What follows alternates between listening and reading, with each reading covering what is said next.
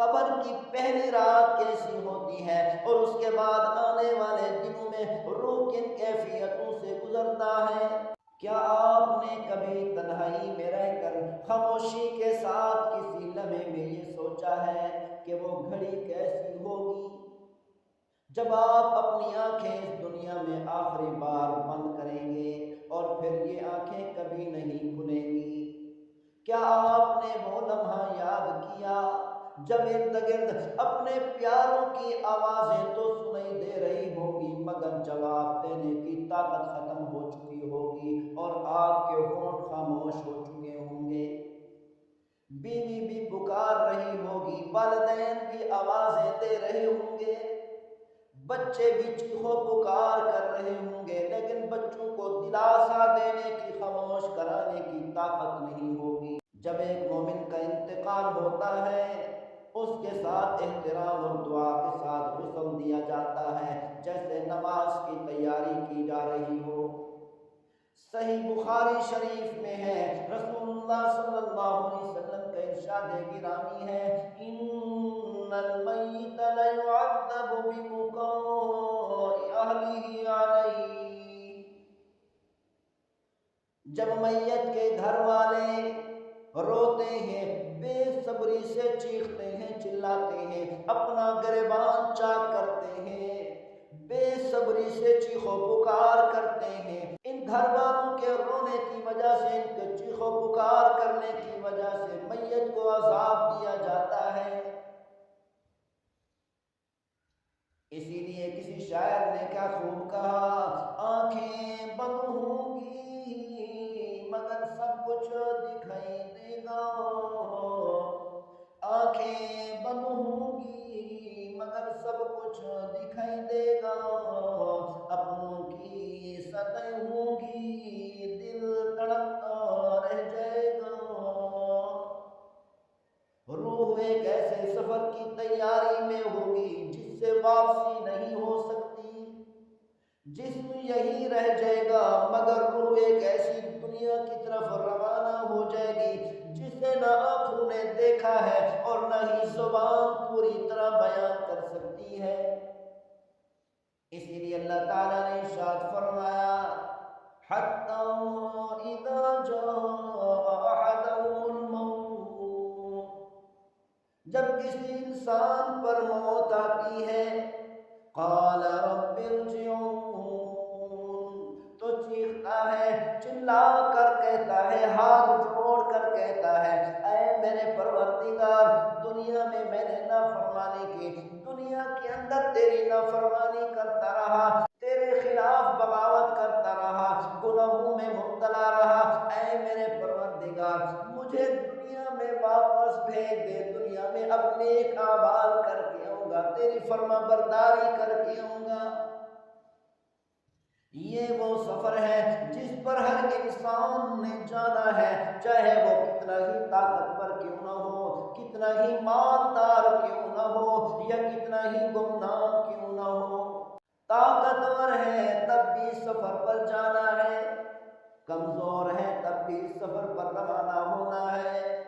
مالدار ہے تب بھی جانا ہے، غریب ہے تب بھی جانا ہے، امیر ہے تب بھی سفر پر لازمی روانہ ہونا ہے، اس سفر پر جانا ہے، بادشاہ ہے تب بھی سفر پر جانا ہے اور فقیر ہے تب بھی سفر پر جانا ہے۔ مسند احمد کی روایت ہے، پیغمبر صلی اللہ علیہ وسلم کا ارشاد گرامی ہے، ان العبد اذا كان في اقبال من الآخرة وإدبار من الدنيا، جب بندہ آخرت کی طرف بڑھ رہا ہوتا ہے اور دنیا سے پیچھے ہٹ رہا ہوتا ہے، اس وقت اس کی کیا حالت ہوتی ہے۔ اسی لیے پیغمبر صلی اللہ علیہ وسلم نے بتا دیا، اس حالت کو سوچنے کی ضرورت ہے، فکر کرنے کی ضرورت ہے، اس حالت کے بارے میں غور کرنے کی ضرورت ہے۔ تو سوال یہ ہے، وہ پہلی رات کیسی ہوتی ہے، قبر کی پہلی رات کیسی ہوتی ہے اور اس کے بعد آنے والے دنوں میں روح کن کیفیتوں سے گزرتا ہے؟ بخاری شریف کی روایت ہے، رسول اللہ صلی اللہ علیہ وسلم نے ارشاد فرمایا، ان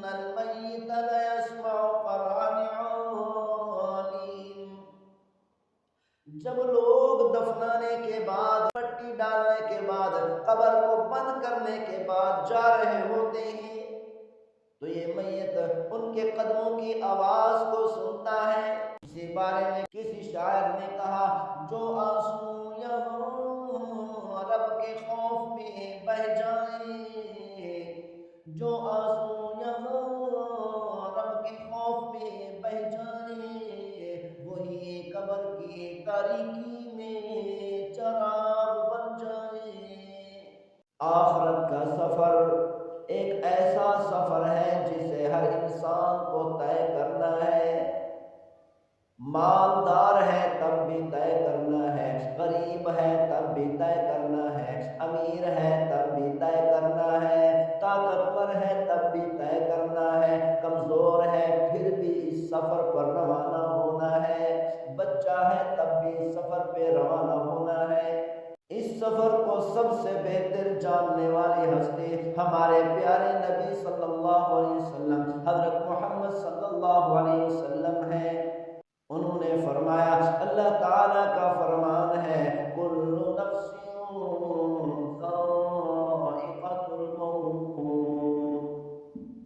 جی نے موت کا ذائقہ چکھنا ہے۔ بچہ ہے تب بھی موت آنی ہے، بوڑھا ہے تب بھی موت آنی ہے، مرد ہے تب بھی موت آنی ہے، عورت ہے تب بھی موت آنی ہے، طاقتور ہے تب بھی موت کا ذائقہ چکھے گا، کمزور ہے تب بھی موت کا ذائقہ چکھے گا، بادشاہ ہے تب بھی موت کا ذائقہ چکھنا ہے، فقیر ہے تب بھی موت کا ذائقہ چکھنا ہے۔